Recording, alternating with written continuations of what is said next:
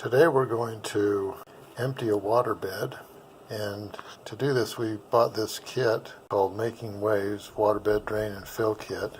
You can pick this up for about $7 online, and there are basically three parts. You got the hose adapter here, the drain and fill pump right here, and this is the faucet converter, and that's basically what that looks like.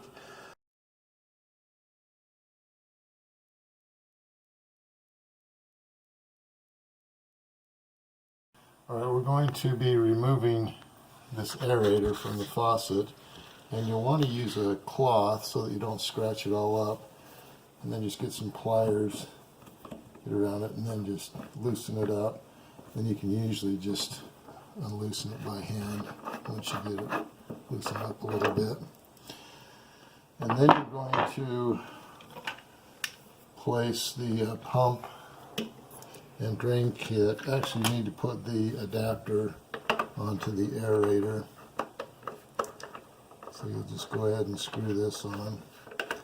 And make sure that it goes on nice and easy. You don't want to, and looks like this isn't going to go on way tight, so just get it to the point of where it's nice and snug. And then you go ahead and put on the this pump and drain kit.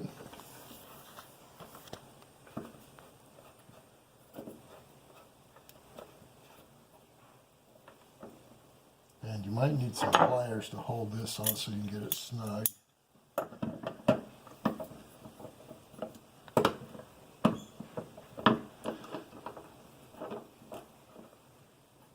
It's not going to go on real tight, so and hopefully this will work and it won't spray all over.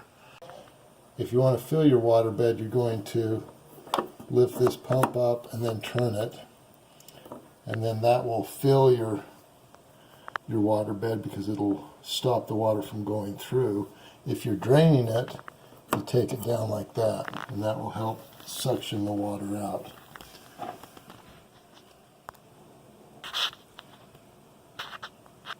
You need to go ahead and remove the cap that goes on the waterbed, and then remove the plug. They've already removed the cap, so that was just the plug that was in there. You then screw the hose adapter, just push it down, and then you're going to screw that on.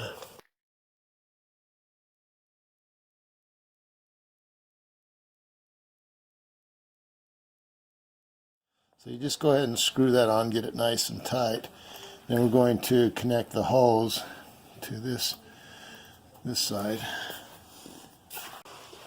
Now you want to get a hose that, a short hose, because all you need to do is run it to from your waterbed to the sink. So get it so that, get a hose that's not too long, otherwise you're going to have to spread it out. This hose that we're using is not the best because it kinks, so we got to be careful. We had to just spread it out so that we could get rid of all of the kinks.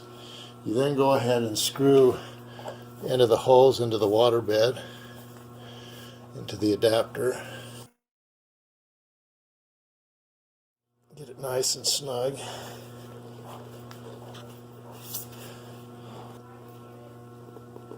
And we should be good.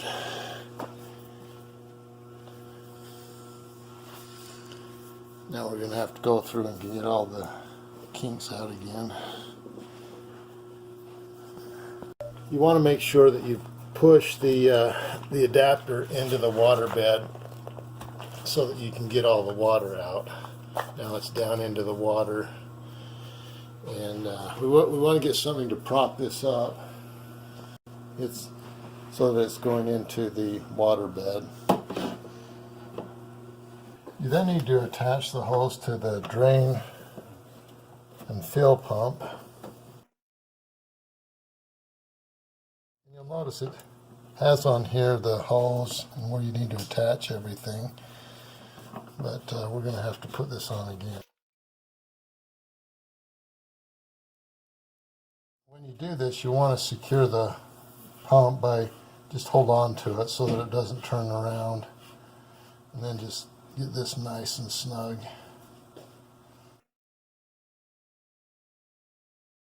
Then you want to just slowly turn on the water.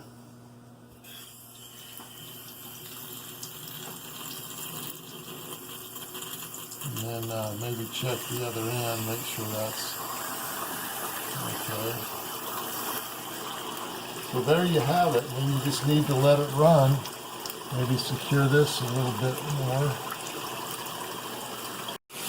One thing you want to do is periodically just come over and fill the hose. And you can feel the water running through it.